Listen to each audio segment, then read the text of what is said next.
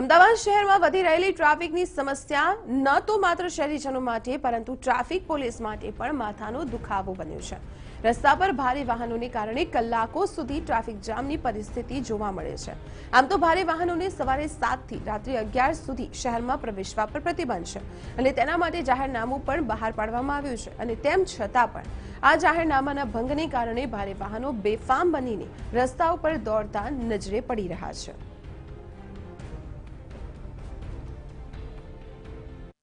જે નાના વાહનો ઉપર જે કાયદો અમલ કરવામાં આવે છે કે હેલ્મેટ નથી પહેરતા, જે રોંગ સાઈડમાં આવે છે એના ઉપર કડક કાર્યવાહી કરે છે, પણ જે મોટા વાહનો જે રોંગ સાઈડમાં આવે છે જેના કારણે ભયંકર મૃત્યુઓ થતા હોય છે અકસ્માતમાં, ને એ રાતના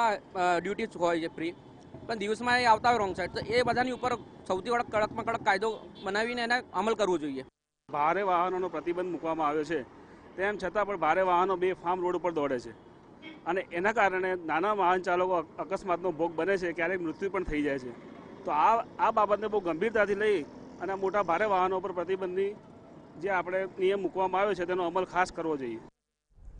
તો વધતા ટ્રાફિક સામે અવારનવાર ટ્રાફિક પોલીસ દ્વારા જાહેરનામાની સાથે કેટલીક ડ્રાઈવ પણ ગોઠવવામાં આવતી હોય છે, જેમાં ટ્રાફિકના નિયમોનું પાલન ન કરનારાઓને દંડવામાં આવતા હોય છે અને આ મામલે અમદાવાદ ટ્રાફિક પોલીસના ડીસીપીએ કહ્યું છે કે પોલીસ કમિશનરના જાહેરનામામાં કેટલીક છૂટ આપવામાં આવેલી છે, જે અંતર્ગત જ ભારે વાહનોને પ્રવેશ આપવામાં આવે છે, જ્યારે બાકીના વાહનો પર પ્રવેશ બદલ દંડાત્મક કાર્યવાહી થાય છે।